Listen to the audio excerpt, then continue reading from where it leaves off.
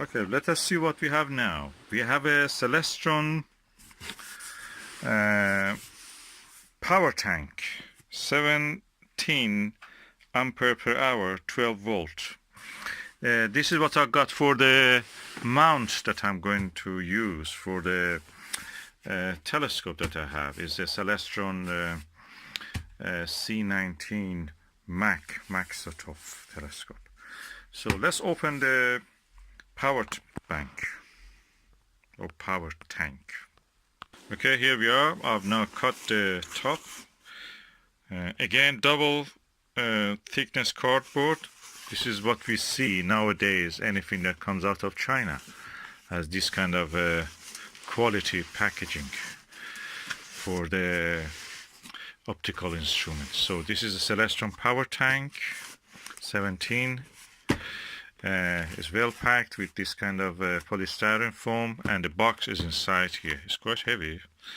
It's a mobile power station with spotlight, and it has also radio, and you can use it for starting your car if you get it stuck. I've now removed. To open the telescope, I have to use both my hands using this knife. So I'll just show you when I opened it. Okay, I've now opened it. Now let's see what is inside. It's a little bit difficult. The box is, I must say, it's double layered. Look, normally the boxes are just one layer of this one. This is double layered. It's so stiff to open it. But that means it gives a good protection to whatever is stored inside it. So let me do that. And okay, it has 3 other boxes inside, one longer one smaller one, and 2 smaller. So this longer one, I suppose, is the stands, the mount itself, and this one, I think it must be the actual motorized mount. Let us see what is. Am I right or not? Okay, I'm now putting this down and go for the next one. Okay, one was out, second one is out, third one is out, the fourth one is out, and the fifth box is also inside. I'll keep it inside until the last minute. Okay, this part is the heaviest, and I suppose that is the actual stand mount itself, not the stand, the mount itself. So let us see. Let me open this if I can. Oh, nice. Oh, it has a little instruction manual. This is the final product, how it will look when you stand it and assemble it. Okay, very well protected foamy material, about 2 centimeters thick. Then it comes inside it, the actual mount. This is the Alt-Azimuth mount, so it's not equatorial, so it doesn't need those kind of polar alignment and cumbersome counterweights and all those heavy stuff that you have to work it in the dark. It's very simple. That's the reason about it. Very simple. There's a dovetail bracket here that you actually mount your telescope there. And this is the actual mount. The bottom of it is here. It goes on the tripod. Let me bring it out. First of all, there is a connector here. Okay, that's one. Then the assembly is here. I will just take it out. Yeah, I must say I'm really impressed. It's really well shielded, protected. Look, well padded. Thick layer of the protection for this, and it's quite chunky. I think it's around 1 kilo, 1.5 kilo. Quite have a weight on it. Okay, now I've taken it off this foam, which is molded to the shape of it. I put this foam here, very well, impressively chunky. It's very strong and chunky. Oh, it has a lot of attachment. On, off, snap, power, hand control. Oh, that's hand control is when you want to use one of those sync, they say. That's hand control, but we don't need with the mobile. Probably will not use that. But it's nice to have it if you don't want to use a mobile for that. and there's a power, and this is a snap.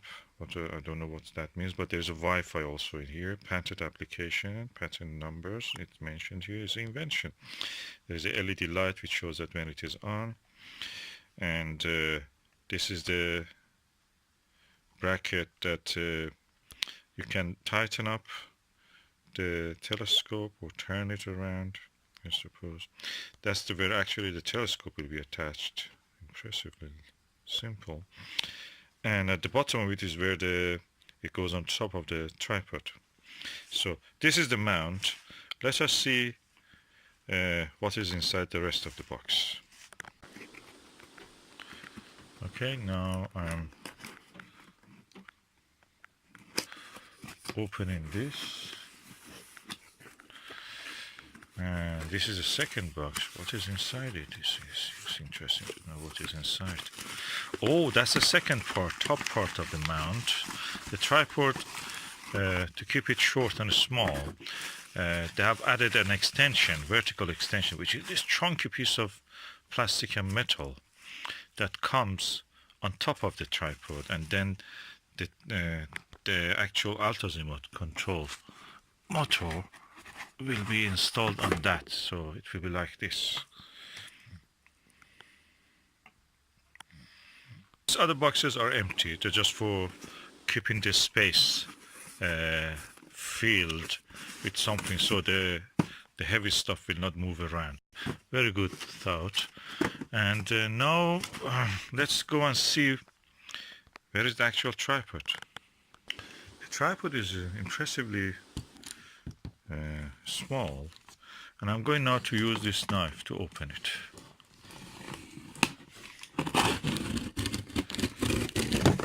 I will do it when I'll show you when I've done it. Okay, now I have cut the seal, and let us bring this impressively again double layered cardboard, and inside is a bubble wrapped piece of equipment with a, oh, that's a triangular tray, and this is the actual, what is it? Yeah, the tripod. Impressively made of good metal, chunky, good material.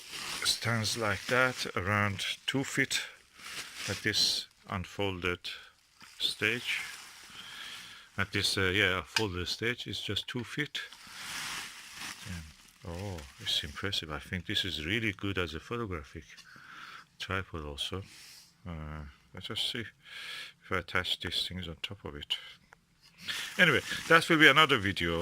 At the moment, I'm just showing you what is inside. So this is the tripod.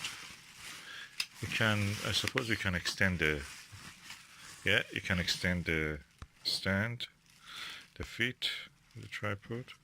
There's a twisty one. A twist, extend, then twist in the reverse direction, it tightens it. So overall, I'm really impressed with this quality of this. It looks chunky, it looks relatively heavy, able to hold the telescope, and above all, it's electronic. It belongs to the 21st century. What we want is not something from the 19th century. 21st century inventions. The patent proudly displayed on this.